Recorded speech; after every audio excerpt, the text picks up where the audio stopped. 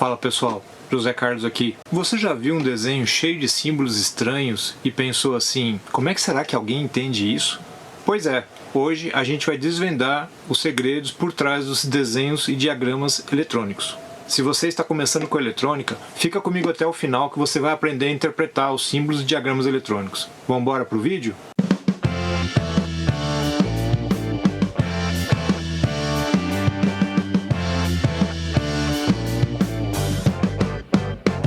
Então vamos lá, quando a gente começa a aprender a ler lá na escola, quando a gente ainda é bem pequeno, a primeira coisa que a gente aprende é o alfabeto. Então o alfabeto são as letras, né? Para você, aí você vai juntando ali uma letra com a outra e você aprende a entender como formar uma palavra. Depois você forma as palavras, você forma as frases, forma os parágrafos e aí você aprende a ler. E aprende a escrever e assim sucessivamente, certo? Para quem está aprendendo música, começa a aprender lá as partituras, as notas musicais, né? E aí acaba aplicando aquele aprendizado, aquela leitura da partitura musical para poder trocar um instrumento. Com eletrônica, pessoal, é a mesma coisa. Então a gente vai ver alguns símbolos e a gente vai ver como esses símbolos interagem entre si para representar um circuito eletrônico real. Então o circuito eletrônico é isso, é a representação esquemática de como o circuito eletrônico está conectado e como os componentes interagem entre si. E uma vez que você aprende um pouco de símbolo, já fica fácil de você entender os circuitos mais simples. O que a gente vai falar aqui hoje aparece nos capítulos iniciais do livro de Eletricidade Básica do Milton Gussow. Eu vou deixar a referência bibliográfica aqui na descrição desse vídeo. Mas basicamente o símbolo eletrônico é isso. Ele serve para a gente poder entender como o circuito eletrônico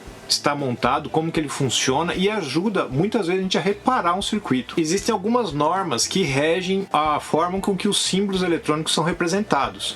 Entre elas a IEC, a ANSI, enfim, existem algumas normas mundiais que regem como você deve representar. Então a gente não pode pegar assim qualquer símbolo e sair representando um componente eletrônico. Alguns componentes variam um pouquinho de uma norma para outra, mas é muito comum você encontrar às vezes até símbolos de uma norma misturado com a outra. O certo é desenhar o esquema inteiro seguindo uma norma só. Mas pode acontecer, de alguns casos, o pessoal acaba misturando por engano. Vamos dar uma olhadinha em quais são os símbolos de alguns componentes básicos? O primeiro símbolo que vamos falar é o símbolo do resistor. Como já falamos antes, o resistor é um componente que oferece resistência à passagem de corrente elétrica. Os símbolos mais comuns do resistor são um retângulo com terminais ou um traço em zigue-zague com terminais. Como o resistor não é polarizado, seu símbolo não tem indicações de terminais positivo ou negativo. O próximo símbolo é o capacitor, geralmente representado por duas barras que representam seu conceito de construção. A função do capacitor é armazenar ou liberar cargas elétricas. Ainda falando de capacitores, existe a versão polarizada deste componente, os capacitores eletrolíticos.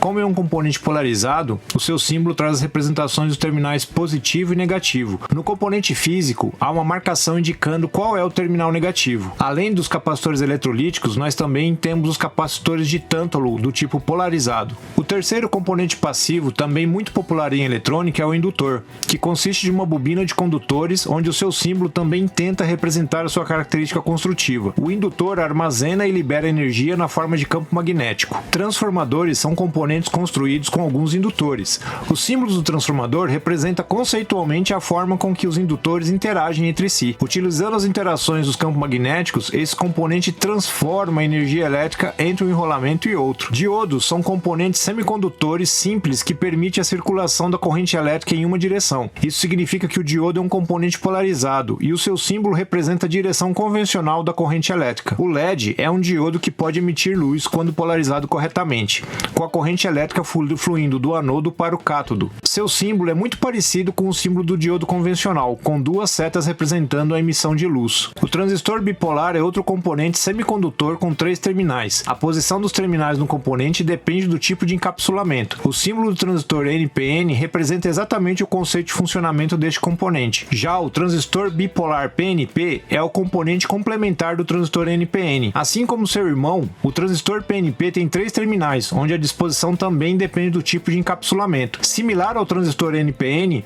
o símbolo do transistor PNP representa o conceito de funcionamento do componente. Circuitos integrados são elementos que, como o próprio nome diz, incorporam diversos componentes eletrônicos construídos em um único encapsulamento. Cada modelo de circuito integrado tem o seu bloco representativo com a descrição das funções de cada um dos pinos. Alto-falantes são componentes capazes de transformar transformar sinais elétricos em som. Apesar de funcionarem muito bem de forma invertida, são componentes polarizados. O seu símbolo geralmente é um trapézio com um retângulo representando o cone e a bobina do componente. Chaves são elementos para ligar ou desligar a passagem de corrente elétrica. Este é o símbolo mais simples, mas a foto mostra uma chave do tipo HH com 6 terminais. Em outro vídeo, detalharemos melhor a operação dos diversos tipos de chaves e botões. Não é um componente polarizado. O push button, ou botão de pressão normalmente aberto, permite a circulação de corrente elétrica quando pressionados. Seu símbolo representa que o circuito será ligado quando o botão for pressionado.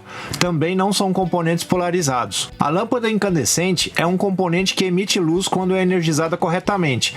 Não é um componente polarizado e por isso o símbolo dela não tem indicação de terminal positivo ou negativo. Pilhas e baterias são representadas por barras transversais nos circuitos com tamanhos alternados. É muito comum um conjunto de pilhas ser representado por apenas uma barra grande e outra pequena, mas alguns diagramas apresentam um par de barra grande e pequena para cada célula de energia. Ok, agora vamos comparar o diagrama de um circuito bem simples com a sua montagem física. Ok, pessoal, então vamos lá. Vamos observar aqui então como é que o nosso circuito físico representa lá o nosso diagrama esquemático que nós montamos, né? Então aqui a gente tem as pilhas, com o símbolozinho da pilha que apareceu lá. Aí a gente tem aqui o nosso cabinho ligado ao resistor 220 ohms. Aí a gente tem então outro cabinho ligado aqui agora ao ânodo do LED.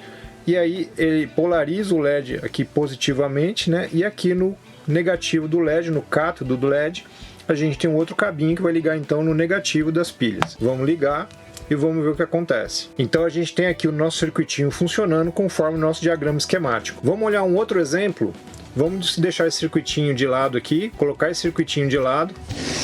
E vamos fazer agora uma outra montagem, utilizando dessa vez o nosso amigo aqui, o protoboard. Então a gente tem aqui as pilhas que estão alimentando o protoboard, e aí o positivo do protoboard está alimentando toda essa barrinha positiva, e o negativo das pilhas alimentando toda essa barrinha negativa. Do positivo a gente tem um resistor 220 ohms, que conecta então nessa barrinha horizontal, que como a gente viu no vídeo de protoboard, todos esses 5 pinos estão conectados no mesmo ponto elétrico. Daqui a gente conectou então o ânodo do LED e o cátodo do LED a gente conectou nesse outro pininho aqui, onde a gente agora vai pegar esse fiozinho e vai ligar no negativo do protoboard. E olha só o que acontece. O LEDzinho acende. Veja que esse circuito é exatamente o circuito anterior, só que montado agora com o protoboard ao invés de montar com fiozinho. Mas os dois podem ser representados pelo mesmo diagrama esquemático que a gente viu. Veja que um diagrama esquemático não é exatamente um diagrama de montagem.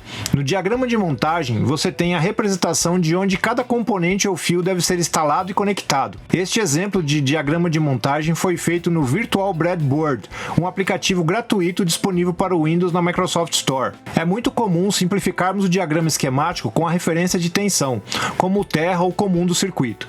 Neste caso, o ponto comum será o negativo da fonte de alimentação. Isso elimina a necessidade de representar as conexões de 0 volt, deixando o circuito mais limpo e fácil de ser visualizado. Este recurso é especialmente útil em circuitos grandes e mais complexos. Evoluindo mais um pouco, este é o diagrama de um circuitinho que iremos montar aqui no canal.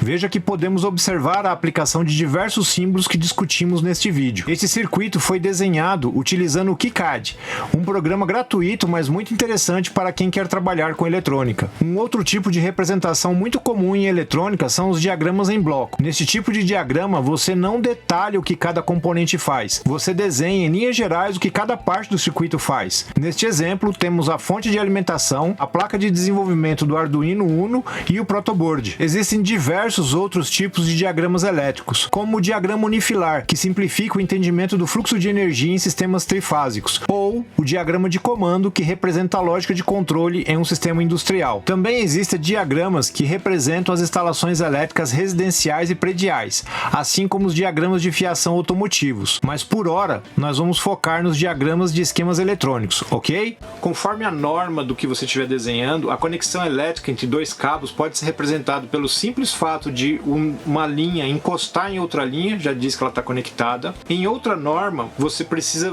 colocar uma bolinha para dizer que o fio está realmente conectado ao outro. Quando quando em um esquema você só de encostar uma linha na outra já diz que o fio está conectado, quando você vai ter que passar um fio por cima do outro, você desenha um arco para poder representar que aquele fio não encosta no fio que ele está passando por cima, ok? Já na norma em onde você tem a bolinha conectando os fiozinhos, não tem problema você passar direto uma linha por cima da outra. Uma dica bacana para você começar a entender melhor os diagramas eletrônicos é você pegar um diagrama simples e tentar montar ele no protoboard, ou mesmo ligando um fiozinho no outro só olhando no esquema elétrico. Você deve começar com esquemas mais simples e ir avançando para esquemas mais complicados à medida que você ganha um pouco mais de habilidade, ok? Veja pessoal, óbvio que a gente não passou por aqui por todos os símbolos que existem. Existem diversos outros símbolos de componentes eletrônicos, mas a gente vai falando de cada símbolo específico à medida que a gente for tratando daquele componente aqui no canal, ok? Uma ferramenta prática que você pode ter é de repente colecionar alguns símbolos, colocar tudo numa folhinha de A4 dentro do Word, por exemplo, e aí você imprime e tem uma tabelinha de símbolo para saber o que significa cada um deles. Assim, enquanto você não tem muita habilidade, você não precisa ficar se esforçando o tempo todo para lembrar o que cada símbolo significa. Agora que você já entendeu um pouco mais sobre símbolos e diagramas eletrônicos, que tal você entrar na internet e procurar um símbolo simples para você começar? Na internet existem muitos PDFs disponíveis com diversos esquemas eletrônicos dos aparelhos que a gente encontra no mercado. Se você curtiu esse vídeo, curte aí, compartilha com seus amigos e ative as notificações para que você não deixe de receber os avisos dos próximos vídeos. Comenta aí algum símbolo estranho que você já viu que a gente não mencionou aqui para que a gente possa fazer de repente uma parte 2 dos símbolos eletrônicos. Por hoje é isso, eu fico por aqui. Até a próxima. Tchau!